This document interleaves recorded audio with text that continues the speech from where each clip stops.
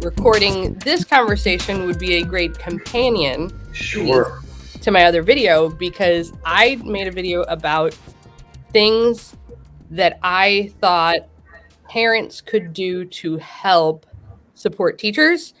And I know that you wanted to talk about some good parent stories that you have. So I thought that kind of meshes together well.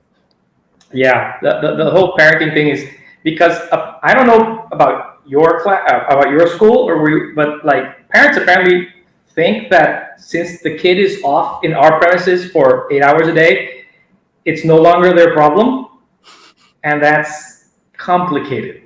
And then I'm not saying that my kids are brats. I'm not saying that. I've heard of kids in other schools who are brats and whose parents are, by extension, also brats. So yeah, that tends to happen. This is a weird one. There's parents that their kids come to school, and I know them because either we've studied together or because you know people. And then I met up with a girl and her mom at the supermarket, and I asked the mom if I could have permission to like knock her upside the head whenever she was misbehaving in school. And she said, sure, no problem. Go ahead, go at it. Permission to strike your child? And then there's this word in Spanish, that cocotear, which is like, it's literally to knock on somebody's head. And then there's coquetear, which is flirt, to flirt. So this girl has come into the school and told a friend of hers that the teacher had permission to flirt with her in school. Oh, no. So I was called to the administrative offices because, what do you mean you're flirting with students? And I said, what do you mean I'm flirting with students? No, that so-and-so told so-and-so that she, like, oh my gosh. Tiny misunderstanding. I didn't say flirt. I said knock her upside the head. It's a language thing. There's a language barrier. I know this. We are bring your own device. And we have asked parents, please, Chromebooks are nice and cheap. They're a bit hard to get, but if you have the means, if you can bring them over with Amazon, if you're traveling and you can purchase one at Best Buy or whatever, please try those because they're easy to maintain and all that, all those pluses and benefits. And then, and we also ask that the kids have headphones, because if we're doing an activity in class and everybody has their own thought and they don't have headphones, teachers will rapidly become more insane than they already are. True.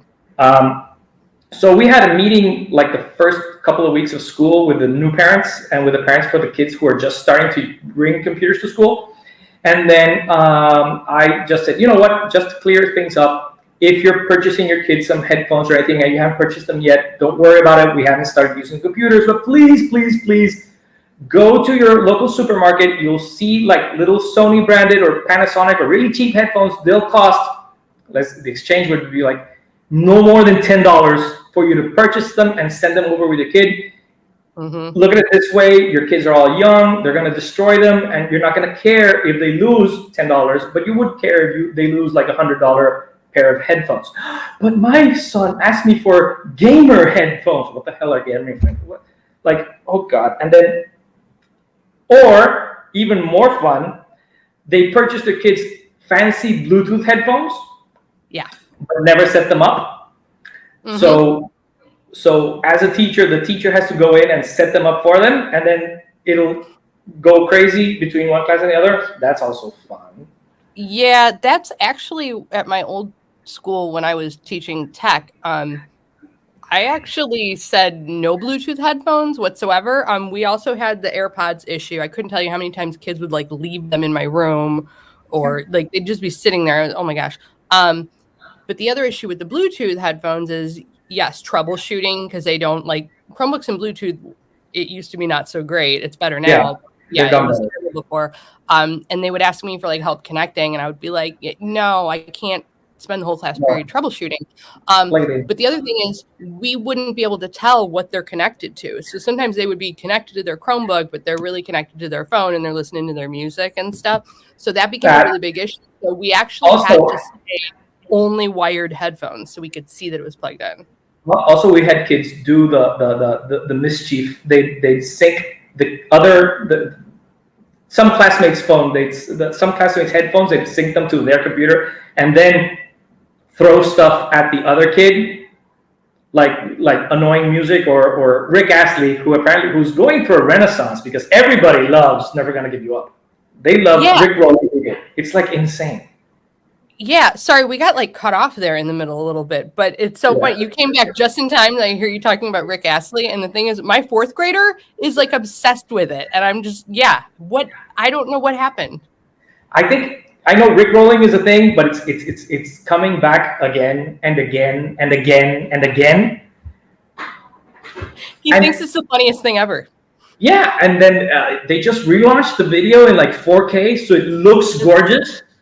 And it's not the same link, so people sometimes are not familiar with it. So Rick looks gorgeous. Oh yes, he does. Do you have any really good parent stories? So like anything really like what's a positive parent story? Yeah. What's a positive parent story that you have? I love it when parents come in to help and they actually help. Which normally when parents come in, they come in to complain, and it's like, I'm not getting my money's worth, which is what usually happens here. Or I'm paying so much money, you should take care of this, not me. And especially when it's like really weird, freaky things that have nothing to do with school, but that's another thing. Good parent stories. When a parent has finally, it's not caved in, but sometimes it is caved in.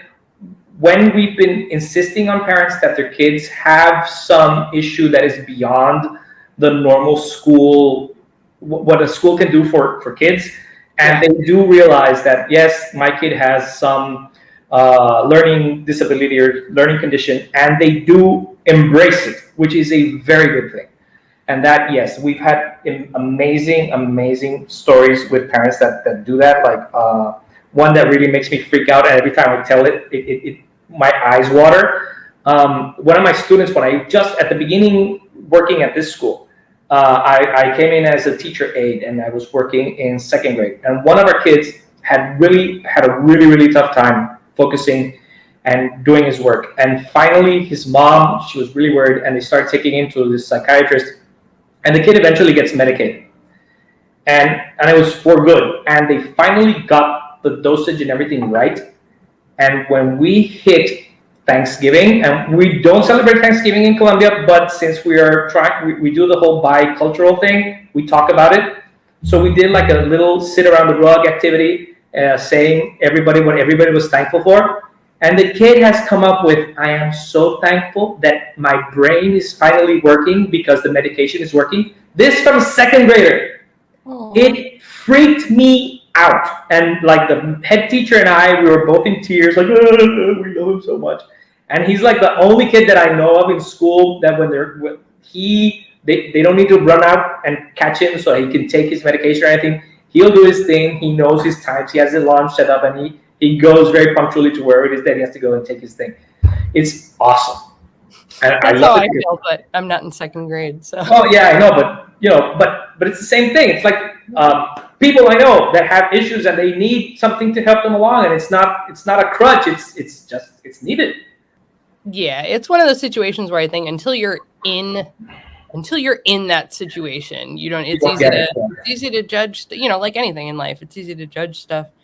I was thinking about like parents contacting the school, like you were saying, and it made me think about like when we're going to like teacher preparation school, or best practices, and we're talking about these things, and they always say like, don't wait to contact home until you have something bad to share. Like it's good to be preemptive, and share something good. Yeah. Yeah. But like, I was thinking about how relevant that advice is for like parents too. And like, I say that because I've been trying to like take some of that advice myself. Like I really like my son's teacher this year, and I've been trying to like every so often like reach out, and she knows I'm a teacher too, but I don't want to be that like, well, I'm a teacher too. Like I hate that, we have lots of those. Like because I'm a teacher, I know how hard it is right now, and I appreciate everything you're doing, and I want to make sure that I my first contact with the teacher shouldn't be something negative. So I don't know. I think it's interesting. It goes both ways.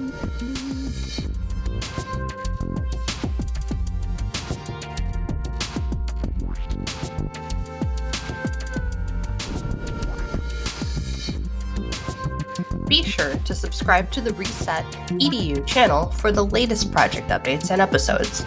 If you're interested in having a conversation or collaborating in a reset for your own classroom, be sure to fill out the form at bit.ly/ResetEDU. That is case sensitive, so type carefully.